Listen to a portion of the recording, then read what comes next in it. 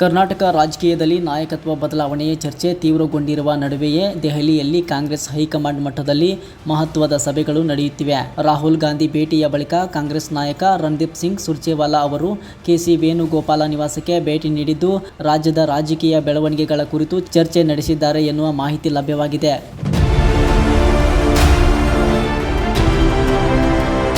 ಕರ್ನಾಟಕ ರಾಜಕೀಯದಲ್ಲಿ ಮುಖ್ಯಮಂತ್ರಿ ಬದಲಾವಣೆ ಕುರಿತ ಚರ್ಚೆ ಜೋರಾಗಿರುವ ಹೊತ್ತಲ್ಲೇ ದೆಹಲಿಯಲ್ಲಿ ಕಾಂಗ್ರೆಸ್ ಹೈಕಮಾಂಡ್ ಚಟುವಟಿಕೆಗಳು ಗರಿಗೆದರಿವೆ.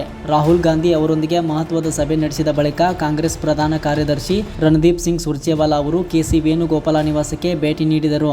ರಾಜ್ಯದ ರಾಜಕೀಯ ಬೆಳವಣಿಗೆಗಳು ಹಾಗೂ ನಾಯಕತ್ವ ಬದಲಾವಣೆ ಕುರಿತಂತೆ ಚರ್ಚೆ ನಡೆದಿರುವ ಸಾಧ್ಯತೆ ಇದೆ ಎನ್ನಲಾಗುತ್ತಿದೆ. ಇದರ ನಡುವೆಯೂ ಮುಖ್ಯಮಂತ್ರಿ ಸಿದ್ದರಾಮಯ್ಯ ಅವರು ಹಳೆಯ ವಿಡಿಯೋವೊಂದು ಇದೀಗ ಮತ್ತೆ ವೈರಲ್ ಆಗುತ್ತಿದೆ.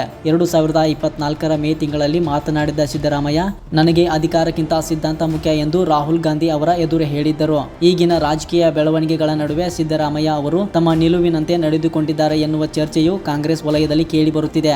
ಇದೇ ವೇಳೆ ಕಾಂಗ್ರೆಸ್ ರಾಷ್ಟ್ರೀಯ ಅಧ್ಯಕ್ಷ ಮಲ್ಲಿಕಾರ್ಜುನ್ ಖರ್ಗೆ ಅವರ ನಿವಾಸಕ್ಕೂ ಮುಖ್ಯಮಂತ್ರಿ ಸಿದ್ದರಾಮಯ್ಯ ಭೇಟಿ ನೀಡಿದ್ದು ರಾಜಕೀಯ ಬೆಳವಣಿಗೆಗಳ ಕುರಿತು ಮಹತ್ವದ ಮಾತುಕತೆ ನಡೆದಿರಬಹುದೆಂಬ ಕುತೂಹಲ ಮೂಡಿಸಿದೆ. ದೆಹಲಿ ರಾಜಕೀಯ ಚಟುವಟಿಕೆಗಳು ಕರ್ನಾಟಕ ಕಾಂಗ್ರೆಸ್ ರಾಜಕೀಯದಲ್ಲಿ ಹೊಸ ತಿರುವು ಪಡೆದುಕೊಳ್ಳುವ ಸೂಚನೆ ನೀಡುತ್ತಿವೆ. ಒಟ್ಟಾರೆ ದೆಹಲಿಯಲ್ಲಿ ಕಾಂಗ್ರೆಸ್ ಹೈಕಮಾಂಡ್ ನಾಯಕರ ಸರಣಿ ಸಭೆಗಳು ನಡೆಯುತ್ತಿರುವುದು ಕರ್ನಾಟಕ ರಾಜಕೀಯದಲ್ಲಿ ಹೊಸ ಬೆಳವಣಿಗೆಗಳಿಗೆ ವೇದಿಕೆ ಸಿದ್ಧವಾಗುತ್ತಿರುವ ಸುಳಿವು ನೀಡುತ್ತಿದೆ. ಇದೀಗ ಹೈಕಮಾಂಡ್ ಅಂತಿಮ ನಿರ್ಧಾರ ಏನಾಗಲಿದೆ ಎನ್ನುವುದರತ್ತ ರಾಜ್ಯದ ಚಿತ್ತ ನೆಟ್ಟಿದೆ.